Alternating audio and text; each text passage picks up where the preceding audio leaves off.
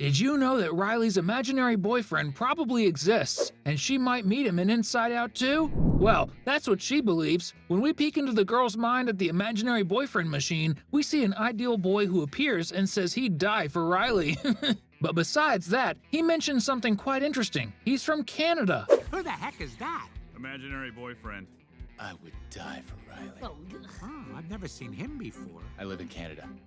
A clear nod to the origin of the singer Justin Bieber, who's Canadian. And in the next movie, we see either Riley is in a location very close to Canada, maybe it's some important game farther away that she has to go to, or the school she's in now hosts teams from Canada for games. What's on her mind is the chance of somehow encountering that imaginary boyfriend she desires so much. We just don't know if he'll still be up for dying for her. That's just one of the 20 tidbits we've got for you today in Inside Out. Old meme. Speaking of Riley's boyfriend, when we see the new headquarters set up by Anxiety for the new Riley project, we notice some cool images on the smaller monitors. One of them shows 3 people who seem to be the popular girl, a boy, and Riley holding hands with the boy. What the younger generations might not know yet is that this seems to be a clear reference to the old meme of the guy with his girlfriend, but he turns to blatantly check out the passing girl, leaving his girlfriend furious. We just don't know yet if this really happens, or if this image is a product of anxiety in Riley's mind, meaning things that haven't happened yet and she wants to avoid them.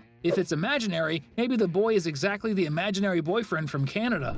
Different emotion leaders. One of the things that will catch attention in Inside Out 2 is the power struggle between the 2 leading emotion groups, joy and anxiety. But something many people didn't notice in the first movie is that the leading emotion in each person's mind varies according to their personality. For example, in the popular girl's mind in the class Riley transfers to, it's fear. And in the case of the girl working at the pizza place, it's disgust. For Riley's dad, it's anger, and for her mom, it's sadness. Joy in charge. But still, apparently joy is leading in the minds of most characters, even if not very enthusiastically, like in the case of Riley's own teacher, or the party clown who also appears in the post-credits scene. In other words, most people let joy be the most frequent emotion. Full-on anger. The only human character who completely breaks this rule is the bus driver, Gary. We can see that in his mind, some kind of metamorphosis must have occurred, and at some point in his life, probably after starting to work as a driver, all his emotions took on a single form, anger. And we can tell by the colors of each of them that originally they were the other emotions that turned into anger.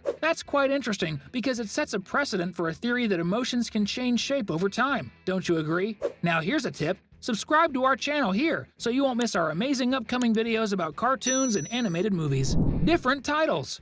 Inside Out probably has the most different titles around the world. For example, in Brazil, it's called Divertidamente, which would be something like Fun Mind. In France, the title is vice versa. In Spanish-speaking countries, it's called Intensamente, similar but a bit different. And in Japan, it's called Inside Head, which is exactly what the movie is.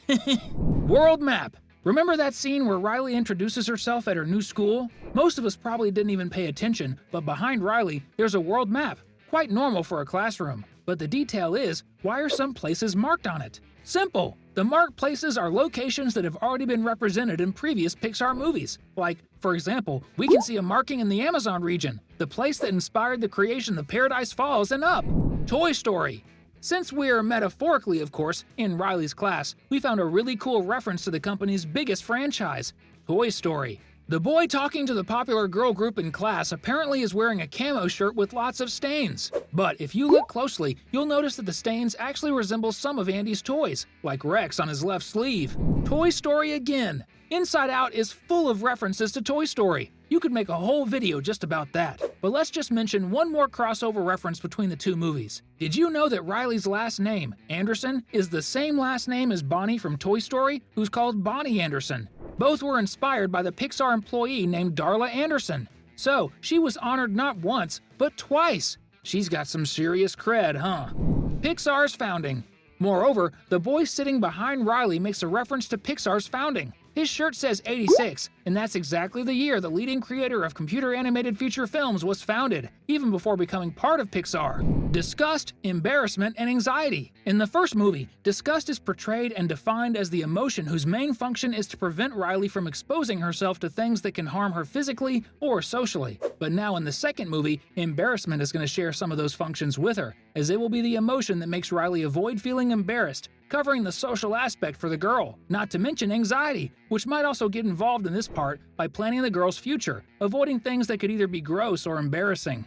This actually shows how emotions should work as a team and not fight each other. Take note, anxiety. Long eyelashes. Since we're talking about Disgust, we have to highlight that the character is unique because besides being designed based on a broccoli, she also has something that none of the other female emotions have: long, prominent eyelashes. It emphasizes that she really cares a lot about appearance. Custom belt. Another detail about the green emotion that also involves her appearance and that few fans of the movie noticed is her custom belt. If you look closely, you'll see that its buckle is shaped like a D, which is exactly the initial letter of her name. Disgust. Don't know about you, but I love these little details. Now, if you're a fan of Inside Out and other animated movies, comment down below, #Pixar, to pay tribute to the greatest creator of animated films.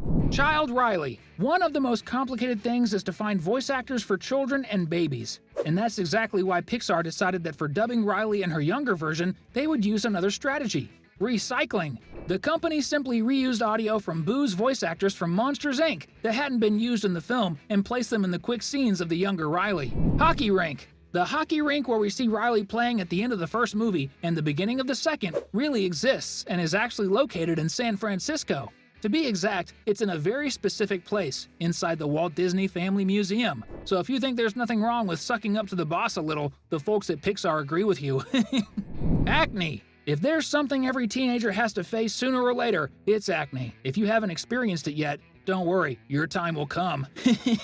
And one of the things everyone noticed is that Riley, now at 13, has returned with some of them. And returning to the anxiety's command post, we see on another monitor that Riley seems quite desperate about the acne disappearing. And had you noticed that when you first saw the trailer?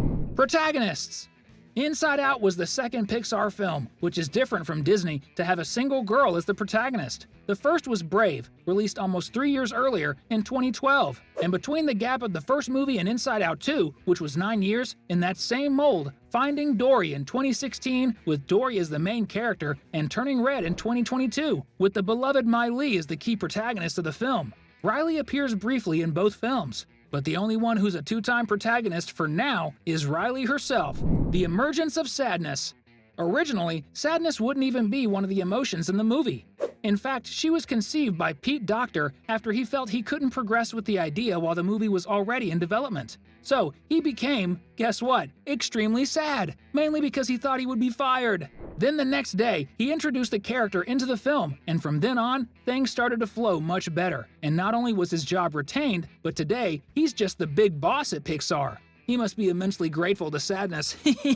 Protagonist switch. Sadness not only was introduced into the film after the episode we just mentioned, she stole the role of protagonist from Fear, who was originally going to be Joy's original partner and who would get lost in Riley's mind. The team concluded that the dynamic between Joy and Sadness would be deeper, and we have to say, they hit the nail on the head. Not only did Sadness save Riley in the first movie, but we also believe she will do something similar in the second movie, but that's just my guess. Tear. And to finish, since we're talking about Sadness, her design was inspired by a tear, which really fits the emotion, which has everything to do with tears, right? Folks, those were the 20 amazing facts we found in Inside Out 1 and 2. And to keep enjoying yourself, we've got some other really cool videos lined up. So if you want to have fun and relax, click on one of the two that are appearing on your screen right now. Thanks, and until next time!